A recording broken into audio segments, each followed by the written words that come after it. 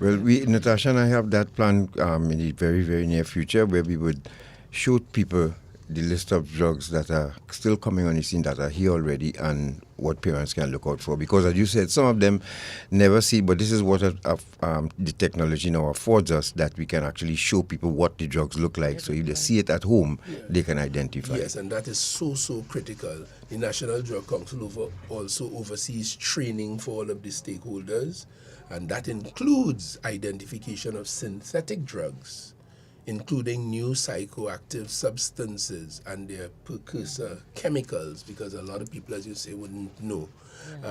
They have an expansion of the early warning systems in response to opioids and new psychoactive substances. In other words, once they get note that the thing is in the atmosphere, they take action to give early warning to the stakeholders here, because you would be surprised to know even elements of law enforcement may not recognize a particular precursor chemical or something like that. Last night I was in the company, just to give you how surreptitious and how you see there, you laughing at me, and how dangerous this thing is. Last evening I was in the company of a high official from another state at the induction of which I just spoke, and he showed me pictures of a very recent, within the last 24 hours I think it was, gun find, a major gun find in the quiet, peaceful, tourist-seeking island of St. Lucia. And these weapons came in a compressor, brand new compressor, so that no dogs, and it's sealed inside of the air, you know, the air, the you know, there's that part of the compressor that houses the pressure, the pressure tank. It's sealed, so no dogs Can pick that up. What picked that up was scanning.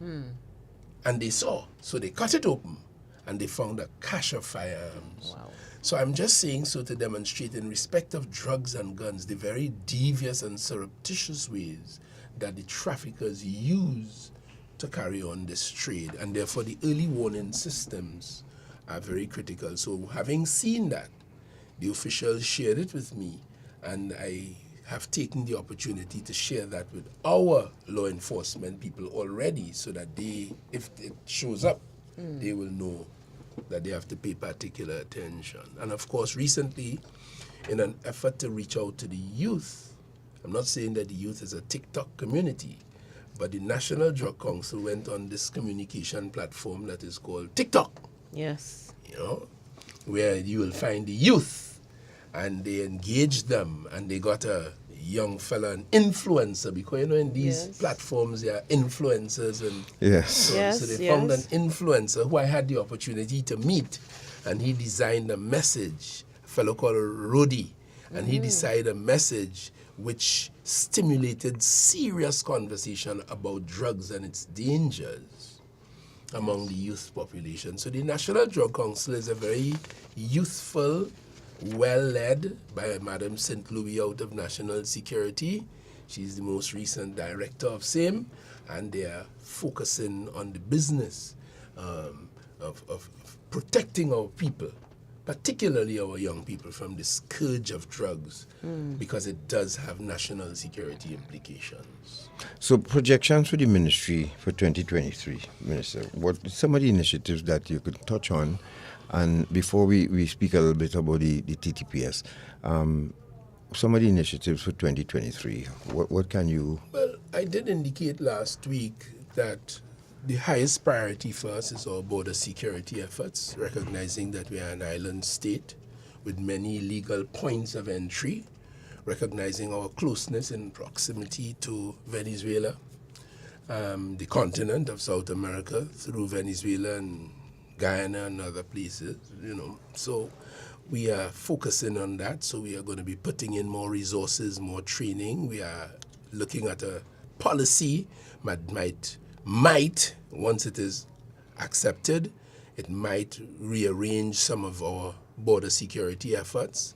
We are paying particular attention, as I indicated last week, to our legal ports of entry. I just told you what happened in St. Lucia within the last few hours. That was coming in their legal port. Yes. You see? So we are improving our techniques. We are improving our investigative capacity. We are improving our international relations, because you have to collaborate with others our training, our equipment, and therefore we want to impact more powerfully on our border security in those ways. Part of this thing has to do with the inflow of people as well, so the immigration division is under our immediate attention as well. Right. And we do work permits, we do residency applications, we do ministers' permits, and we have lots of statistics here. No point going into it this morning about the numbers we deal with approving these applications. For good reason, the work permit section deals with allowing people to work in Trinidad and Tobago, particularly in oil and gas and in all sectors. Typically, it is when you can't find the skill in Trinidad that you have to allow persons from non-Trinidadians to do that work in Trinidad. So again, I am urging the young people of Trinidad and Tobago to look carefully at your life, your projections, look carefully at the economy, look carefully at Trinidad and Tobago, and see in advance, with the help of those who know, where there will be the niche that you can fit in, and you can target your learning and your training to meet that need. Because every need, if I may quote Bob Marley, has an ego to feed. So if there's a need and you can fit it, then you are going to be high up on the earning chain. If you can find a cure for cancer, if you can find, small Singapore, they were able to produce vaccines in the COVID epidemic, not commercially and to be sold publicly, but they focused on it. Their young people went into the laboratories and went to work. And I would like to see, I watched this morning, I just scanned over some TikTok and scanned over some of them social media. And when I listened to the conversation, I said, what a waste of time. But you see, when I was a boy, I wasted a lot of time laughing and playing too. Yes. So the things you learn as a mature adult, so all we can do as adults is try and talk to the youngsters and encourage them to understand that wasting time, wasting money. Well, wasting money is a sin. It's foolish. But wasting time is even a bigger sin because it never comes back. You'll have another Sunday. You'll have another Sunday the 21st. You will have another Sunday the 21st of January. But you will never have another Sunday the 21st of January 2023. Right. When today goes and falls off on the conveyor belt like the supermarket or the waterfall, falls off the conveyor belt of time and it goes, it never comes back. So when you get to my age, you start counting now how much more you have. But when you are 18, you ain't even thinking about what is ahead of you. So I urge the young people, there are opportunities in this globe. There are opportunities in this region. We grant thousands of work permits to people. One of the conditions is that what they are offering Trinidad and Tobago, we can't find it locally. But if you can get yourself those skills, if you could dedicate yourself, and I'm saying, when I looked at the social media this morning, Natasha, and I see the conversation, you waste your time talking about foolishness, wasting time. Invest that time in something developmental.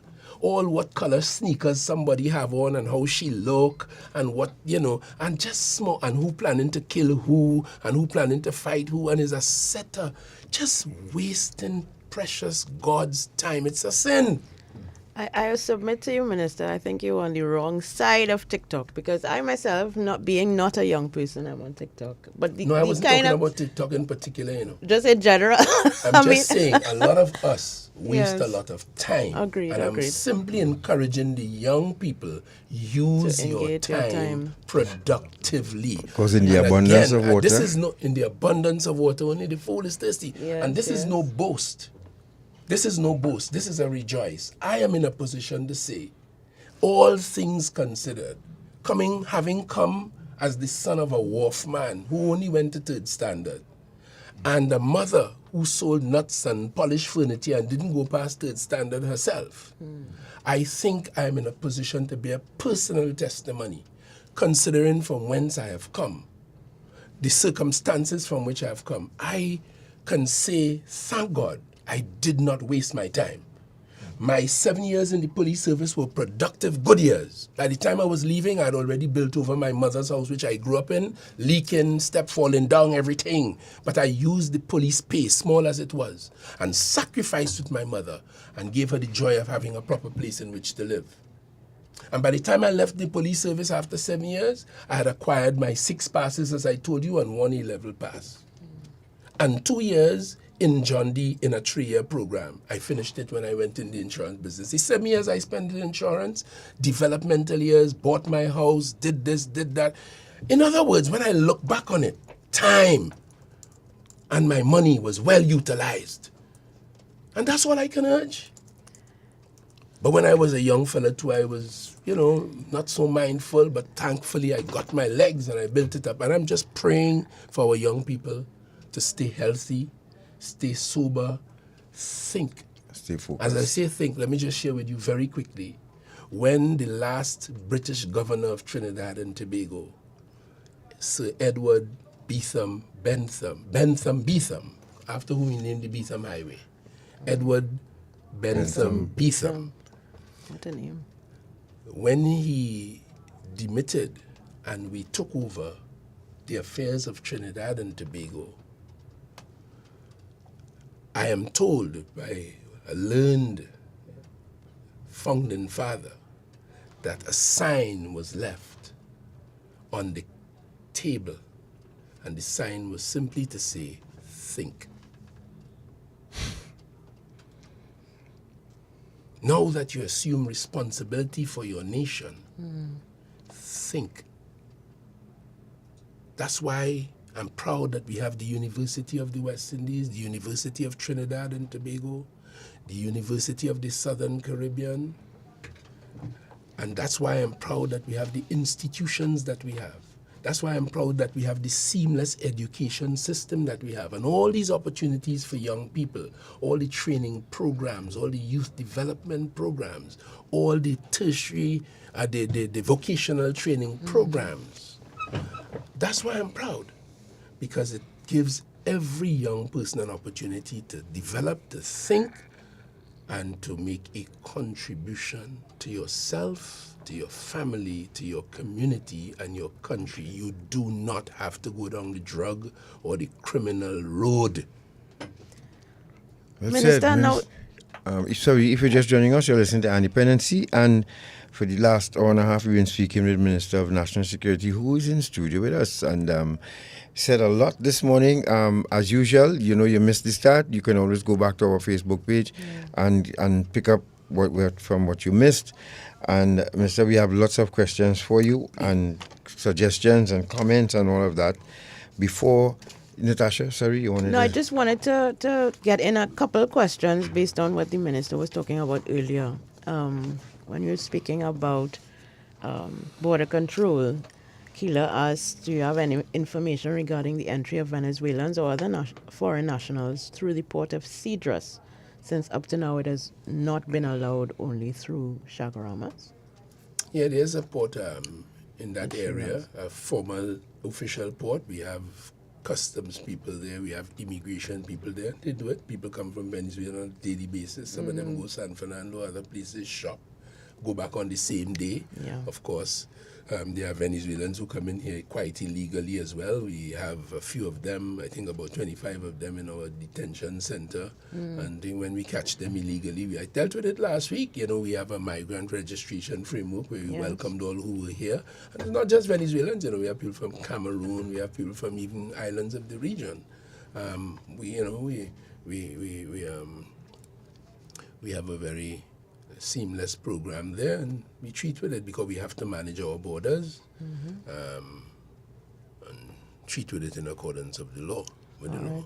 Yeah. And another question regarding residential status. A gentleman says, myself and wife have been going through the residential status for 14 years in July. Yeah, I am not unaware that we do have some problems. I actually came along with some statistics here. All right. Well, let me just continue the comment while you do that.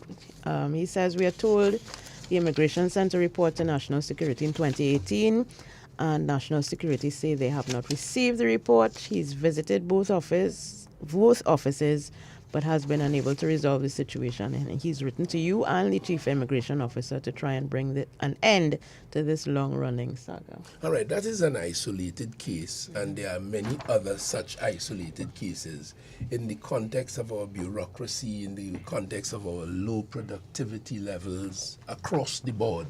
I suspect that some applicants and applications fall victim of that, but I also know that sometimes they make efforts to contact applicants. They may write letters to the last known address. They may call the last phone number. I know of many cases where the office has demonstrated to me that in an effort to further these applications, they have tried to reach out to the applicant and for one reason or the other didn't make contact, and then, that lends itself to some of the delay. So whenever I receive a complaint like the one you have just read, I forward it to the respective department demanding an immediate response. I get that and we resolve it. So it's all a work in progress trying to do it. Of course, let me say candidly that we have elements of corruption inside of this too. I have no doubt. I have no specific case. I have no specific proof. But people have, just as how that guy spoke to you there are people who have reported that demands have been made of them for money, from state officials. Yes. In respect of their applications. Yep. Yeah, and I wouldn't rule it out. Certainly not. While I can't rule it in, I can't rule it out for the time being. But I am not playing dumb. People have been. I have had people tell me they have been approached. And I want to take the opportunity to say, this Minister of National Security will not countenance that. We don't tolerate that. We don't want that. We don't expect that. And no member have taken action in, at least I know before, but I can speak about my time on this desk from the 19th of April 2021 to today. We have taken action to quicken the pace of all of these, and therefore in 2021, in respect of residency, we had 455 applications, 421 were approved. 34 were refused for various reasons, because this an application could be granted, it could be turned down based on the facts. Yeah. In 2022, we had 457 applications, of which 382 were approved and 75 were refused.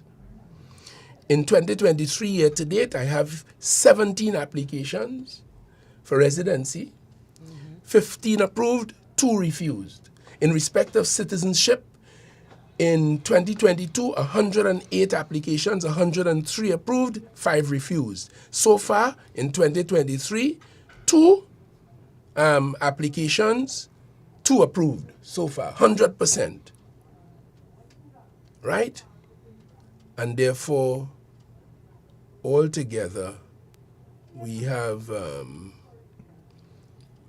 the total applications between 2021 and 2023 year to date were 1,039, and 923 approved and 116 refused altogether. And I just added in the 2021 figure. Right. So we are, it's a work in progress. It's on, we are on the job and we're doing it. But if anyone has a specific case, as some people do, and they write a letter to me, I have that immediately investigated and I demand an immediate response one way or the next. So I give that assurance. Right. So, Minister, before we run out of time, as you know, it always happens here because the conversation always going so well. I'm not coming back next Sunday, do I? All right. Yes, I know. I know. So let's try and see if we can get everything. Much as I love and enjoy your company. Now, one citizen asked if there's any plans to incorporate and involve former people who served at each arm of the protective service. Is that given any thought? That's ongoing. We have the reserves. We have the reserve formation. That is about retired officers of the Defense Force who still serve as reservists. Right. We have SRPs in the police service, people who would have retired from their normal service and they have been appointed by the commissioner as SRPs to continue service. Right. We've had old police coming up to very recently, the likes of we have had many, many cases. The likes of Mr. Virgil, Mr. Filbert, Mr. Craig, so many old police. So I get calls from police. Up to this morning, I spoke to a former who I call Sergeant Elder this morning. He called me last week with a very useful suggestion. So the doors are open. A very useful, I had a meeting, I am aware, of a meeting that the commissioner had with a whole team last year of ex-police officers who are motivated enough to want to contribute ideas. And the police service does make use of them and those ideas. Right. Not always, but I would like to see more. And this elder called me last week and made a very useful suggestion. I immediately took it on board. I shared it with the relevant officers, and it was immediately implemented. He called me this morning saying how thankful and how much in admiration he was of the service. So yes, we do make opportunities for those who are retired, including to go to the police academy to share their experience and training with them. Minister, could you pronounce on this, with some finality? Because some minister, regarding the issue of registration cards for Venezuela, will there be an update? Will you issue a press conference? I spoke to that last week at length, and the answers to those questions are yes. And will there be a public, especially for the employers? I think what they ask, because some of the employers not renewing their employment. I know, I've heard some of that, but the idea is yes. The answer is yes. And once those people communicate, I told you all last week, we do have cards to be collected at the office, so some of them may be caught up in that. Right. So folks, if you have your go to the National Security Ministry get the business and done. inquire about your cards. Yeah. Minister, the Trinidad Tobago Police Service, and again, we'd like to say thank you to a citizen who served his country, and I think last week he was struck off strength, as we say. That is McDonald Jacob, and he served his tenure, and we want to say thank you to him, because he came here twice with us and sat here and took questions from the public, and he did his best with what he had at his disposal. Yes, certainly. And we must say thank you to him. Of course. For the time I had known Mr. Jacob, I knew him. When I was doing the private security bill, which is also before the Parliament, I had to, and that time I was in the office of the Attorney General, I was drafting that bill, and along with, of course, the other experts there, and I would see Mr. Jacob and I would feel his participation, and then, of course, he went on to act as, that time he was a DCP, he went on to act as Commissioner of Police during my time, and I can only say that he has been a very professional, hard-working contributor to this thing, and I would join you in thanking him. He would have completed his contract of service within recent times, and of course he is an applicant for the position of Commissioner.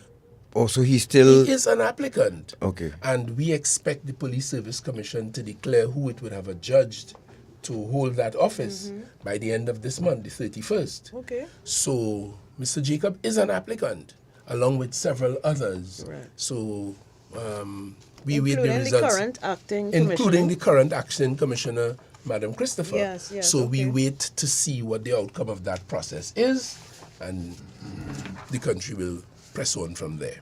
All right, so then now we could take some calls. Yes. 622-3937 quickly. And remember, try to keep your comments really short or your question really short so that the minister can answer it in a specific time, so that because we have major news coming up in a while at 12 with Mr. Sterling Henderson. Yeah. In the meantime, Shopman, you can put up the image G, H, and I. This is what I spoke about earlier about members of the public and minister. Again, you are asked to speak to the people of Trinidad and Tobago and how we have, and we continue to say, we have hard-working, brilliant police officers. In the Commonwealth, we always say we have some of the best, brightest police officers in the Commonwealth. But there are some bad eggs that continue to kick over the pail of milk every time they fill it. And, it's really sad. But some citizens, Shortman, put up the image. Shortman still here? I think so. You should be. Can we just take a call in the meantime? And a serviceman was inquiring about concessions for those traveling servicemen who live in Trinidad and have to travel to Tobago, and who work in Tobago and who live in Tobago and have to travel to Trinidad to work. Well, I'm not unaware that the majority of officers who are based in Tobago are from Tobago, and the same with the Defense Force. Right. I am aware of that. And they get So that- traveling. I think yeah. there's a... So They want a efforts. special boat?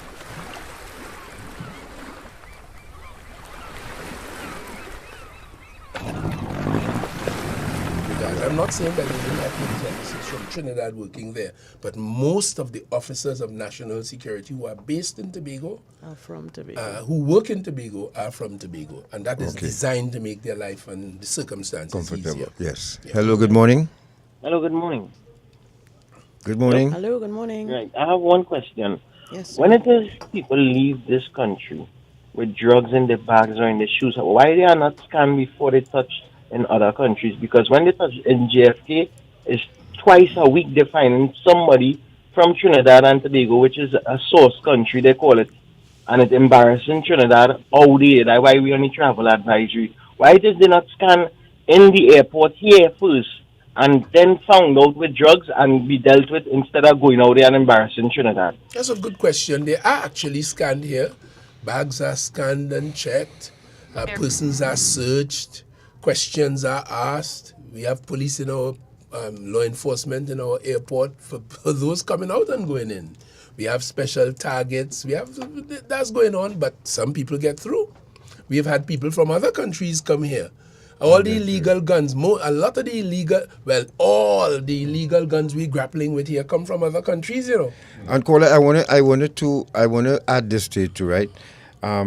This trade is a very, very highly skilled one, and sometimes you see the people who get caught it is designed that For way them to get caught. for Correct. them to get caught. I want you to understand that too. Is not, and then remember, we have a network of people doing this. For instance, Minister, we have on record where a young lady who we interviewed in a prison in England, she got her drugs from an airport security officer here in Trinidad. Well, that's the point. You understand? So And I'm talking about airport security personnel that in answers uniform. the caller's question. There's complicity on the part of state officials to beat the system. The very scanner or person who's supposed to be doing the scan might very well be party to this. Hence the reason why this bill for integrity testing of our officials, law enforcement, defense force, customs, immigration, certain elements of the Registrar General's Department that issues birth and marriage and death certificates. Because if a false birth certificate is issued to a terrorist, he will ride around here like a citizen of Trinidad and Tobago. Yes. But he has come to do damage. So we have a bill before the Parliament for that, and we hope that we'll get the support in order to pass that Good morning. so that we can Good morning. check all. Hello. Yes, hello? Morning. Yes, morning. Yes, good morning. Good morning to the minister also. Good morning, sir. I would like to find out, Mr. Hinds, if we're thinking at all about bringing back hanging. Well, I shouldn't say bringing back because I know it is on the books, Yes. of getting it into action, because some people say it might not be it is not a deterrent, but at least we could save a lot of people that is being murdered in this country. I know the government people don't understand, the government cannot stop people from killing people. That is a decision that people make with a lot of emotion and all this other thing. Neither the police. Neither the police. That is a social issue with people and the thinking. So, but I think that bringing back hanging should do something, because it would at least make some people check a little further. All right, I'll write that down. Minister, let's take another one quickly and ask the minister to answer. Hello, good morning. Morning. I have two questions for the Quickly. Honorable Minister.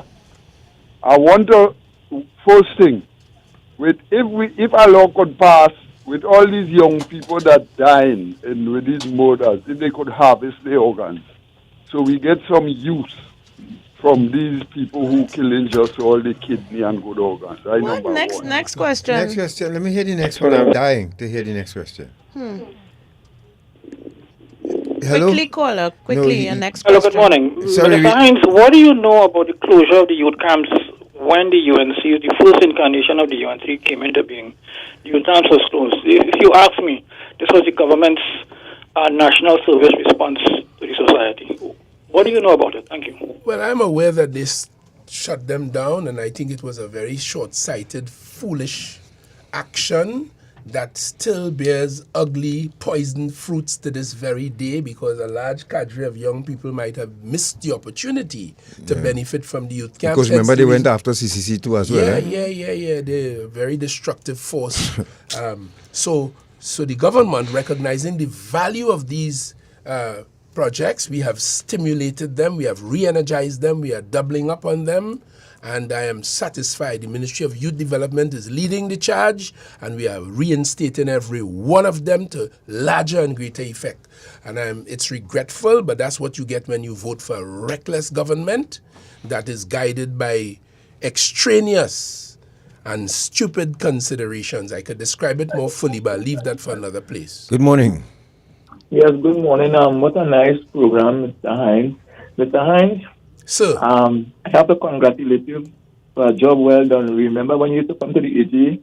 Long time. Come to where? It had a young lady, a young girl. You used to come in from school and you used to take care of her now. You know, help her out a little bit. I think she'll go to some college. Where's that? I say, you remember that a young girl used to go to school. Position to she used to come by the AG's office and AG's office. Oh, I see. Yeah, but you're breaking up a little bit, caller, so we're not hearing you clearly. Oh, you used to come in by the AG's office. Uh-huh. A young girl, and you used to give her help now. Okay. Okay, all right. You know, as a man, as a member of parliament, I have done that thousands of times. I'm a very generous, good-natured human being, notwithstanding the images and the impressions people try to create of me. I'm a very genuine human person.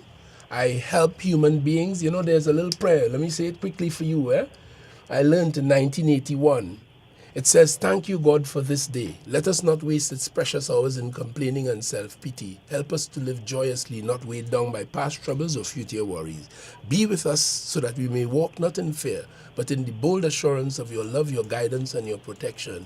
Keep us constantly aware of the needs of others and help us to do whatever we can to lighten someone else's burden." And the prayer continues, but I was looking for that line. I live by that. Any human being, because God has been very good to me. There are many human beings who have been very good to me throughout my life. And the way in which I say thanks to God is by taking every opportunity I get to be of assistance to all of his children. So that's quite normal, and I'm happy that you would have recognized. Good morning. Good morning, Chris. Good morning to Minister Hinds. Sir. Right. And to Natasha and to Morning, Garth. my friend. Mr. Hinds, quick. You see I am 67. You see the Captain Nine Tail in the 60s and 70s when you rape and you steal, you used to get to that. So that is one thing that supposed to bring back. And the next point. Now, years ago, police, in order to get in, used to have a school living certificate. And years ago, had officers.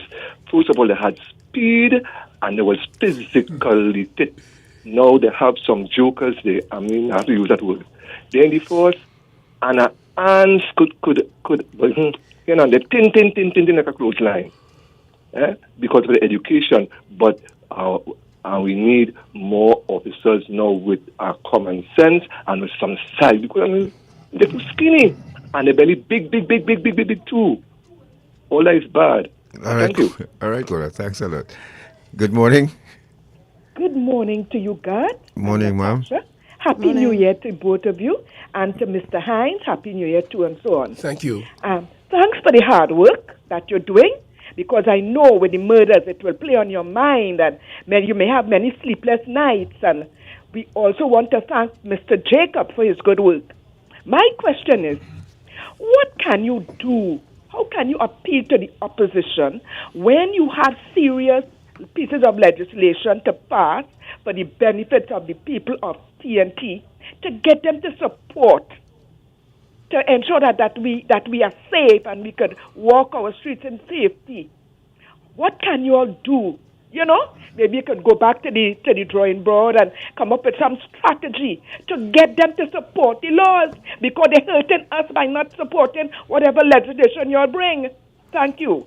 That is quite true, my lady. Very, very true. We have gone to Parliament. We have gone to joint select committees. When we take a bill to Parliament, sometimes they send it to a joint select committee where we sit out of the public gaze quietly and discuss these matters. They have agreed, they have there, and then at the end of that process, months, 6, 7 months in joint select committee, we're not signing that.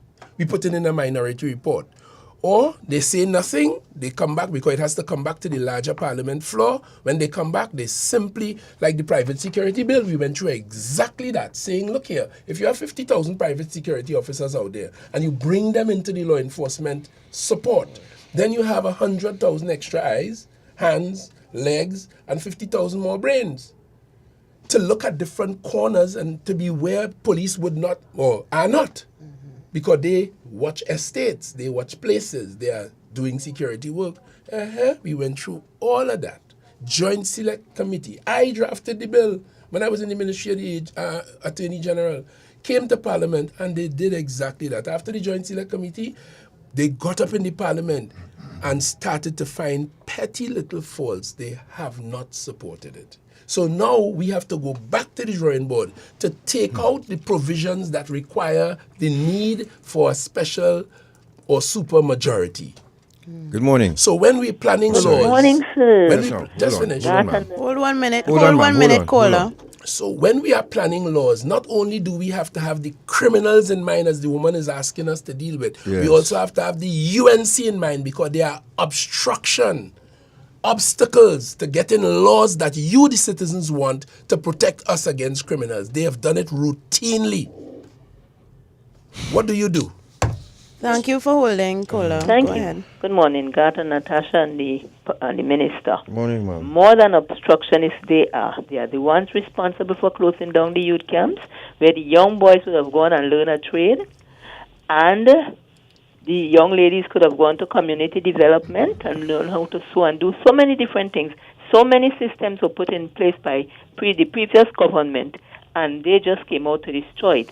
Beside that, or after that, they take all the children who don't know capital G from common G, send them to high school, buy computer for them, and you see them by the roadside just playing on the computer for what they want.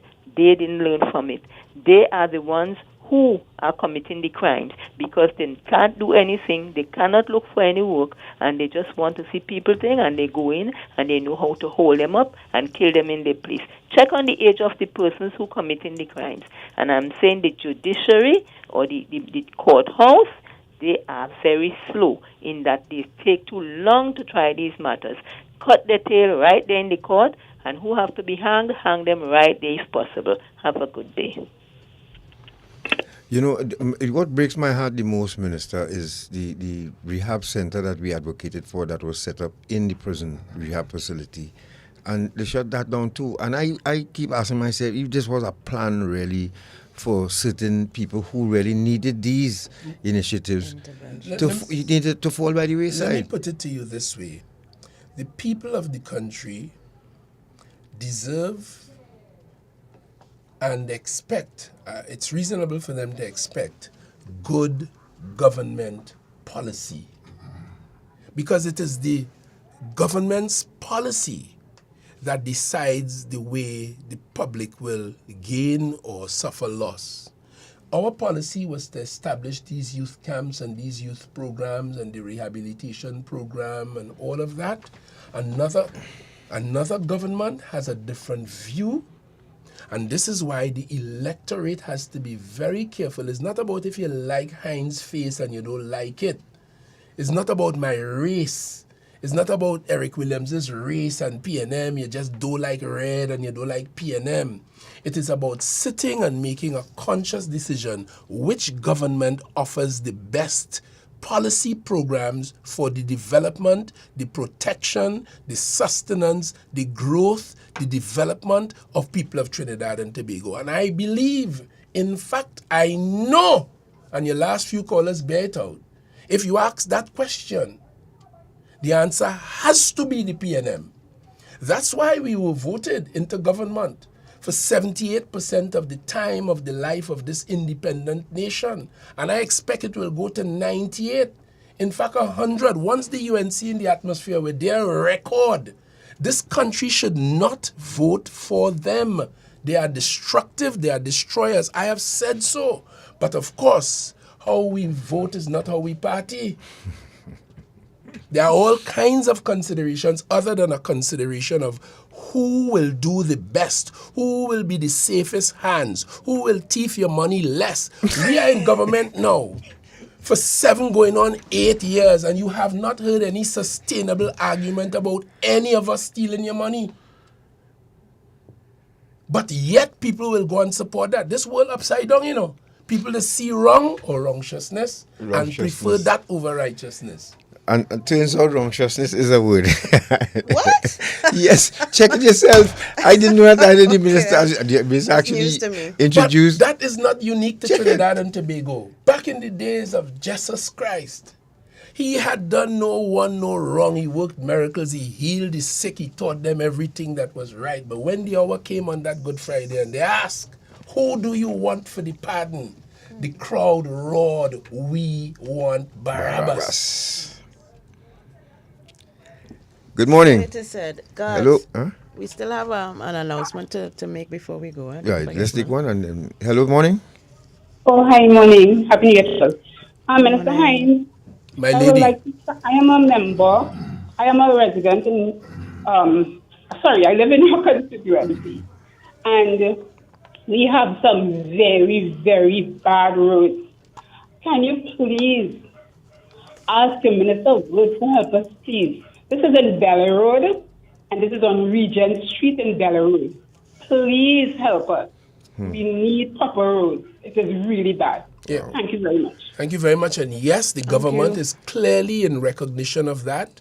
The Prime Minister leading his government made it very clear recently as we established a minor roads development company. We established that within the last 3-4 months. And they will be responsible for all of the minor roads like Regent Street and Bella Road. The Ministry of Works is for the larger roads and highways, major infrastructure. But we realize that the corporations, they don't now have the resources, the money, and the ability to fix these minor roads. That's why we're working towards local government reform, another serious P&M policy to give and property tax so that local government will get a stream of money so that they could deal with their responsibility. In the meantime, we've set up this other company to deal specifically with minor roads. We have funded it to the tune of $200 million. We have given additional funds to the Ministry of Works. And we have said recently through the lips of the Prime Minister, we spent a lot of your money on COVID to keep you alive, to keep you well, to vaccinate you, to give you support to businesses, to individuals. Now that we kind of passed that and we have stabilized the economy in the way we have, and we are expecting some fortunes from the oil and gas industry based on our very diligent renegotiation of contracts that under UNC policy left us without a pants, a shirt, a socks, and any underwear. They gave away the shop. We went and we negotiated these contracts. We are now, the last budget showed we brought in another $11 billion as a result of that. And we are now using these monies. And the Prime Minister said we'll be focusing on the roads. That has started. Stand by in my constituency, Bella Road. It's coming. Natasha, you have an announcement? Yes, the Digger Martin Regional Carnival Committee presents its Amateur Calypso competition Friday the 10th of February at the Digger Martin Central Community Center from 7 p.m. There's also Parade of the Bands on the 12th of February from 11 to 5. Starting point at the Digger Martin Boys RC School, Church Street. On to Digger Martin Main Road South, turning left on traffic lights on Wendy Fitzwilliam Boulevard. For more information, please call 750-5000 or 795-9406. Minister. So as I thank you very much, I spoke about the unfortunate call for Barabbas a while ago, but at the end of the day, God had a greater plan. He rose again after the third day. Just as the P&M continues to rise, today we celebrate our 67th anniversary. Yes, you have a function today. The light of God prevails, notwithstanding the poor choice of the people to say we want Barabbas. And great is the power and the work of God, and great is the People's National Movement. And the lady wanted to know, what do you do if you voted for us and you gave us an out-and-out majority, not just 22 and 23 seats, if you give us 27 seats, then we will not need them for any special majority. We will have it, and we will conduct the affairs of Trinidad and Tobago as you are entitled to expect. I thank you very warmly. It was a pleasure being here with you. Continue your good work as an NGO, as a man, as a person. Thank you very much, Natasha. It was a pleasure being with you. I ain't coming back next week. Brother Barry, good luck, God bless, and let the business of Trinidad and Tobago continue. Thank you. But we still ask people though, if you have your comments, any questions, please post it on Facebook, and the communications unit would, of course, review review and take it to the minister and respond to you on that platform. Yep, Minister. Thank you once again for the time. Graciously, you spent the time with us for 2 Sundays. It's unprecedented, And we know with your schedule, it doesn't, allow you to do that. It was worth it. Good quality journalism. I enjoyed your company, and I want to go out with Stalin, who say, all the ambition is how I'll meet it, I could leave it in a better condition. The same song, Sing for the Land. Sing for the land. Thank you very much. That's what we have to do. Major News up next with Mr. Sterling Henderson. And up the arsenal. Yes. Hope he could regain his crown this year at the standard. Quarantine, this is no